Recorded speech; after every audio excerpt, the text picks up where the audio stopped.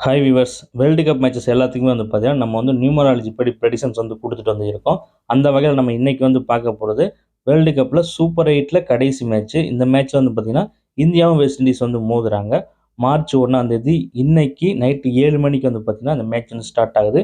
இந்த மேட்ச்ல யாரெல்லாம் வந்து எப்படி வந்து பெர்ஃபார்ம் பண்ணுவாங்கன்னு, ஒரு ஃபுல் மேட்ச் ப்ரெடிக்ஷன் வந்து இந்த வீடியோல வந்து பார்க்கலாம். கடைசியா வந்து இந்தியா வெர்சஸ் பாகிஸ்தான் மேட்ச்க்கு வந்து பார்த்தீங்கன்னா, ப்ரெடிக்ஷன்ஸ் வீடியோ வந்து போட்டிருந்தோம். அதுக்கப்புறம் வந்து பார்த்தீங்கன்னா, கொஞ்சம் வேலை இருந்துச்சு. வீடியோ வந்து போட வந்து முடியல.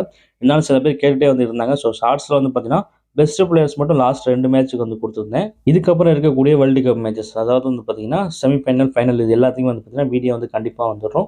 அதுக்கப்புறம் வந்து பார்த்தீங்கன்னா, ஐபிஎல்க்கு எல்லா மேட்ச்சுமே வந்து பார்த்தீங்கன்னா, வீடியோ வந்து வரும். ஸோ இதெல்லாம் பார்க்குறதுக்கு மறந்துடாம நம்ம சேனல் வந்து சப்ஸ்கிரைப் பண்ணி வச்சுக்கோங்க. நான் இங்கே வீடியோ போடலைன்னா கூட வந்து பார்த்தீங்கன்னா, டெலகிராம் சேனல்ல வந்து பிளேயர்ஸ் வந்து குடுப்பேன். பெஸ்ட் பிளேயர்ஸ் அந்த டாஸுக்கு அப்புறம் வந்து பார்த்தீங்கன்னா, பிளேயர்ஸ் வந்து குடுப்பேன். இப்போ நம்ம வீடியோவிலே போடுறோம். அதுக்கப்புறம் டாஸுக்கு அப்புறம் பிளேயர் சேஞ்ச் ஆனா கூட அது எல்லாமே வந்து பார்த்தீங்கன்னா, நான் வந்து டெலகிராம் சேனல் தான் வந்து சொல்லுவேன். ஸோ டெலகிராம் சேனல் யாரும் இன்னும் வந்து ஜாயின் பண்ணாம இருந்தீங்கன்னா, மறந்துடாம ஜாயின் பண்ணிக்கோங்க. டிஸ்கிரிப்ஷன்ல வந்து லிங்க் குடுத்துருக்கேன். இப்போ இன்னைக்கு வந்து பார்த்தோம்னா, 1-5 காம்பினேஷன். அதாவது வந்து பார்த்தோம்னா, சூரியனும் புதனும் சேர்ந்த காம்பினேஷன். அதுபடி நம்ம ப்ரெடிக்ஷன்ஸ் வந்து பார்க்கையில, ஃபர்ஸ்ட்டு இந்தியா டீம்ல வந்து பார்த்தோம்னா, அபிஷேக் சர்மா போன மேட்ச் நல்லா வந்து விளையாண்டுருந்தாரு. அதுக்கு முன்னாடி எந்த மேட்ச்சுமே சரியா வந்து விளையாடல. இந்த மேட்ச்சும் ஒரு நல்ல பெர்ஃபார்மன்ஸ் பண்றதுக்கான வாய்ப்பு வந்து அதிகமே வந்து இருக்கு. அவர்ட்ட இருந்து ஒரு 25+ ரன்ஸ் வந்து எதிர்பார்க்கலாம். அடுத்ததா இசான் கிஷன் ஒரு டீசென்ட்டான பெர்ஃபார்மன்ஸ் வந்து குடுப்பாரு. அடுத்தது சஞ்சு சாம்சன். சஞ்சு சாம்சன் ஒரு டீசென்ட்டான பெர்ஃபார்மன்ஸ் தான் குடுப்பாரு. ஒரு பெரிய பெர்ஃபார்மன்ஸ்ங்கிறது டவுட்டு தான். அடுத்ததா சூரியகுமார் யாதவ் ஒரு நல்ல பெர்ஃபார்மன்ஸ் பண்றதுக்கான வாய்ப்பு வந்து இருக்கு. இதுவரைக்கும் நடந்த மேட்சஸ்லயே இந்த மேட்ச் அவரோட பெஸ்ட்ட குடுக்கறதுக்கான சான்ஸ் அதிகமாவே வந்து இருக்கு.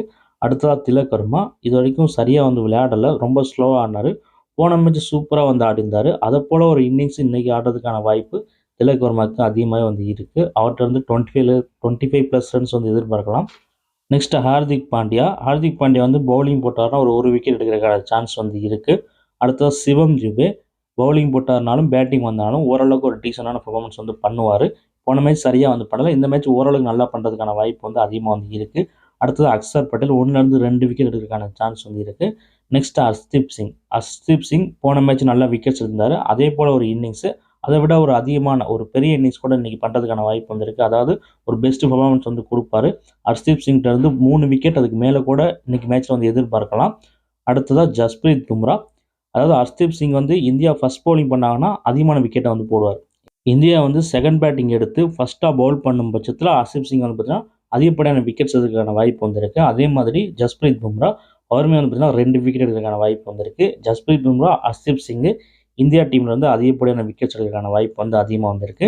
அடுத்ததா லாஸ்ட்டா பார்த்தோம்னா வருண் சக்கரவர்த்தி. வருண் சக்கரவர்த்தி வந்து ஒரு விக்கெட் எடுக்கலாம். ஒரு அதிகப்படியான விக்கெட்ஸ் எடுப்பாங்கிறது டவுட்டு தான். நெக்ஸ்ட் வெஸ்ட் இண்டீஸ்ல வந்து பார்த்தோம்னா, பிரெண்டன் கிங், சாய் ஹோப். இவங்க 2 பேருமே வந்து பார்த்தீங்கன்னா, பெருசா எந்த மேட்ச்சுமே நின்னு நல்ல ரன்ஸ் அடிக்கல. இந்த மேட்சும் அதே போல ஒரு டீசென்ட்டான இன்னிங்ஸ் தான் ஆடறதுக்கான வாய்ப்பு இருக்கு. 2 பேர்ட்ட இருந்து ஒரு 25 ரன்ஸ் எதிர்பார்க்கலாம். ஒரு பெரிய இன்னிங்ஸ் ஆடிற மாட்டாங்க.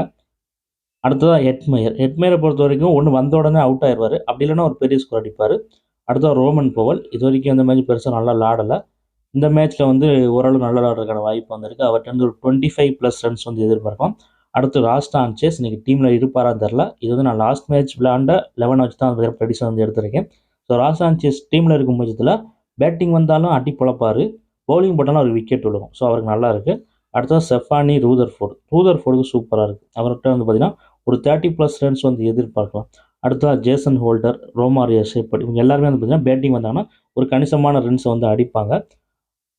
பவுலிங் பட்சத்தில ஜேசன் ஹோல்டர் ஒரு 1லேருந்து 2 விக்கெட் எடுக்கிறதுக்கான சான்ஸ் வந்திருக்கு. ரோமாரியோ ஷெப்பர்ட் வந்து பேட்டிங் வந்தாலும் பெர்ஃபார்ம் பண்ணுவாரு. பவுலிங்லயும் விக்கெட் எடுப்பாரு. ஸோ ரோமாரியோ ஷெப்பர்ட்க்கு வந்து பார்த்தீங்கன்னா நல்லா வந்திருக்கு. இடையில ஒரு பிளேயர் வந்து ஃபார்டி. ஃபார்டி வந்து பார்த்தீங்கன்னா, பேட்டிங்ல பெருசா அடிப்பாராங்கிறது சொல்ல முடியாது. பெருசா விளையாட மாட்டாரு. அதே பவுலிங் போடும் பட்சத்தில ஒரு விக்கெட் எடுக்கிறதுக்கான சான்ஸ் வந்திருக்கு. 1 டூ 2 விக்கெட் கூட வந்து எடுக்கலாம். அடுத்ததா மோட்டியும் அதே மாரி தான். ஃபார்டி மாரி தான் மோட்டியும். 1 விக்கெட் இல்ல 1லேருந்து 2 விக்கெட் எடுக்கலாம். அடுத்ததா சமார் ஜோசப் இந்த டீம்ல நல்லா பவுல் பண்றதுக்கான வாய்ப்பு வந்திருக்கு. Shamar Joseph, Jason Holder, Romario Shepherd, Roston Chase இவங்க 4 பேரும் வந்து பார்த்தீங்கன்னா, நல்லா பவுல் பண்றதுக்கான வாய்ப்பு வந்திருக்கு. சமார் ஜோசப்ட்ட இருந்து 2 விக்கெட் வரைக்கும் எதிர்பார்க்கலாம். இந்த மேட்ச பொறுத்தவரைக்கும் இந்தியா வந்து டாஸ் வின் பண்றதுக்கான வாய்ப்பு வந்து அதிகமா வந்து இருக்கு. இந்தியா டாஸ் வின் பண்ணும் பட்சத்தில செகண்ட் பேட்டிங் எடுக்கிறதுக்கான சான்ஸ் தான் அதிகமா வந்து இருக்கு. ஸோ இந்தியா செகண்ட் பேட்டிங் எடுக்கிறது தான் இந்தியாவுக்கு வந்து பார்த்தீங்கன்னா நல்லது. ஒருவேளை வெஸ்ட் இண்டீஸ் வந்து செகண்ட் பேட்டிங் எடுக்கிறாங்கன்னா, வெஸ்ட் இண்டீஸ் தான் பார்த்தீங்கன்னா இந்த மேட்ச் வந்து சாதகமா வந்திருக்கும். அதே நல்லா புரிஞ்சுக்கங்க. ஏன்னா நீங்க டீம் மேக் பண்றப்போ இதெல்லாம் பார்த்து தான் மேக் பண்ணணும். சும்மா ஏனோ தானோன்னு போட்டக்கூடாது. நான் என்னதான் சொன்னாலும், நீங்க உங்க நாலேட்ஜ் யூஸ் பண்ணி தான் டீம் வந்து போடணும். ஏன்னா எப்பயுமே வந்து பார்த்தீங்கன்னா, மோஸ்ட் ஆஃப் த பிளேயர்ஸ் அதிகமா பாயிண்ட் எடுக்கக்கூடிய பிளேயர்ஸ் வந்து பார்த்தீங்கன்னா, அந்த வின்னிங் ஆகக்கூடிய டீம்ல தான் வந்து இருப்பாங்க. ஸோ எந்த டீம் வின்னிங் ஆகுங்கிற ஒரு மைண்ட் செட்ல போயிட்டு அதுக்கேத்த மாரி டீம் போறப்ப தான் அவங்கனால ஒரு சக்ஸஸ்ஃபுல்லான டீம் வந்து மேக் பண்ண வந்து முடியும். அது சக்ஸஸா வந்து ஆகும். ஸோ அதெல்லாம் எப்படின்னு வந்து பார்த்துக்கங்க. நான் நிறைய பேர நல்லா இருக்குன்னு சொல்லுவேன். ஒரு சில பிளேயர்ஸ தான் கேப்டன் வைஸ் கேப்டனா குடுப்பேன். அதே நேரம் ஒரு சில பிளேயர குடுக்க மாட்டேன். அதுக்கு நிறைய காரணங்கள் வந்து இருக்கும். ஸோ அவங்கள நீங்க சிவிசில வந்து ட்ரை பண்ணும் பட்சத்தில உங்க டீம் வந்து இன்னும் நல்லாவே வந்து போகும். ஸோ தொடர்ந்து கன்டினியூவா வீடியோ பார்க்குறவங்களுக்கு இதெல்லாம் வந்து புரியும். இப்போ வெஸ்ட் இண்டீஸ பொறுத்தவரைக்கும் பார்த்தோம்னா, போன மேட்ச் வந்து பயங்கரமான கொலாப்ஸ் வந்து ஆனாங்க. 8 விக்கெட்டுக்கு அப்புறம் வந்து பார்த்தீங்கன்னா, ரோமர் எசேப்படும், ஹோல்டரும் வந்து நின்னு ரன் அடிச்சாங்க. ஸோ இந்த மேட்ச் அப்படிலாம் நடக்காது. ஓரளவுக்கு முன்னாடி இருக்கவங்க ரன்ஸ் வந்து அடிப்பாங்க. வெஸ்ட் இண்டீஸ பொறுத்தவரைக்கும் நீங்க பேட்ஸ்மேன்ஸ் எல்லாருக்குமே வந்து பார்த்தீங்கன்னா, நல்லா இருக்குன்னு தான் சொல்லணும். யாருமே ஒருத்தர் இந்த ஃப்ளாப்பா வாங்குற மாரி யாருமே கிடையாது. ஹெட்மேயர் மட்டும் வந்தோனே அவுட் ஆனது தான் உண்டு. மத்தபடி எல்லா பிளேயருக்குமே ஓரளவுக்கு நல்லா இருக்கு. ஒரு நல்ல ரன்ஸ் அடிக்கக்கூடிய நிலைமையில தான் பார்த்தீங்கன்னா இருக்காங்க. முக்கியமா சொல்லப்போனா அந்த ஜேசன் ஹோல்டரா இருக்கட்டும், ரோமர் எசேப்படா இருக்கட்டும், ரூதர்ஃபோர்டா இருக்கட்டும், ராஸ்டான் சேஸ் அந்த ஒரு லோ ஆர்டர் வந்து பார்த்தீங்கன்னா ரொம்ப ஸ்ட்ராங்கா இருக்கு. ஸோ அப்படிங்கிற பட்சத்தில வெஸ்ட் இண்டீஸ் வந்து செகண்ட் பேட்டிங் பிடிக்கும் பட்சத்தில எவ்வளோ ரன்னா இருந்தாலும் அந்த கடைசியா அடிச்சுருவாங்க. வெஸ்ட் இண்டீஸ் வந்து வின் பண்ற சிச்சுவேஷன் போயிரும். ஸோ எப்படிங்கிறத வந்து பார்த்துக்கங்க. So west Indies first batting எடுத்தா இந்தியா கொஞ்சம் சாதகமா இருக்கும் இந்த மேட்ச்.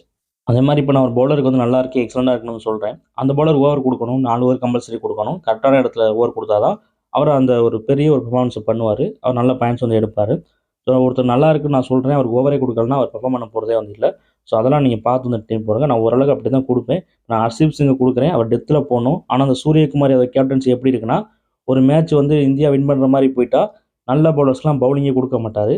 ரிங்கு சிங்க்கு குடுப்பாரு. திலக் வர்மா குடுப்பாரு. சம்மந்தமே இல்லாம யாரெல்லாம் டீம்ல இருக்கானோ, எல்லாருக்கும் ஓவர குடுத்தா, ஓவர் அடிச்சாலும் பரவாயில்லன்ட்டு போட்டுக்கிட்டு இருப்பாரு. ஸோ இப்படி தான் பண்ணுவாரு. ஸோ சூரியகுமாரெல்லாம் யாதவ்லாம் நம்பி நீங்க ஃபேண்டசி டீம் எடுத்தீங்கன்னா, அது வந்து கொலாப்ஸ் தான் வந்தாகும். ஸோ எப்படின்னு பார்த்துக்கங்க.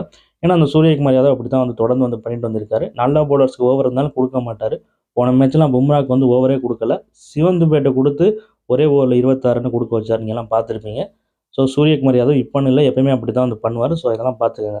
என்னதான் நம்ம ஒரு பிளேயர் நல்லா இருக்குன்னு குடுத்தாலும், அவருக்கு ஓவர் கிடைக்கணும். அவருக்கான வாய்ப்பு கிடைச்சா தான் அவர் வந்து பெர்ஃபார்ம் பண்ணுவாரு. ஸோ அத வந்து பார்த்துக்கங்க. நெக்ஸ்ட் ஒரு பெஸ்ட் பெர்ஃபார்மன்ஸ யாரெல்லாம் குடுப்பாங்க அப்படின்னு வந்து பார்த்தோம்னா, Abhishek Sharma, Harshdeep Singh, Suryakumar Yadav, Jasprit Bumrah, Tilak Varma, Shai Hope, Roston Chase, Sherfane Rutherford, Romario Shepherd, Jason Holder, Shamar Joseph. இவங்கலாம் வந்து பார்த்தீங்கன்னா, இந்த 11 பேரும் ஒரு பெஸ்ட் பெர்ஃபார்மன்ஸ் பண்றதுக்கான வாய்ப்பு வந்து இருக்கு.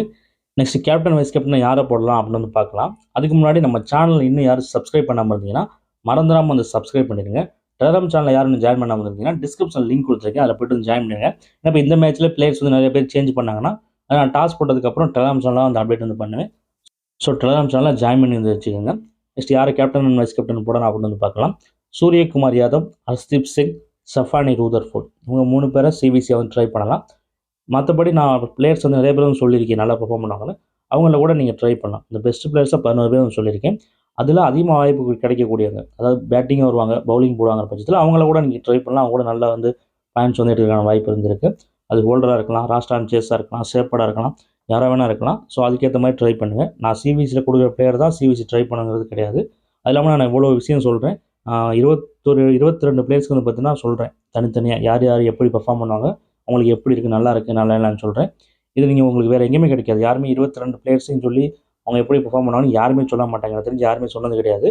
ஒரு டீம்ல இருந்து ஒரு 5 பேர் சொல்லுவாங்க. அடுத்த டீம்ல ஒரு 5 பேர் சொல்லுவாங்க. 22 பிளேயர்ஸும் யாரும் சொல்ல போறதில்ல. நான் சொல்றேன்னா, அதுக்கேத்த மாரி நீங்க புரிஞ்சுட்டு வந்து பார்த்தீங்கன்னா, உங்க டீம் வந்து மேக் பண்ணுங்க.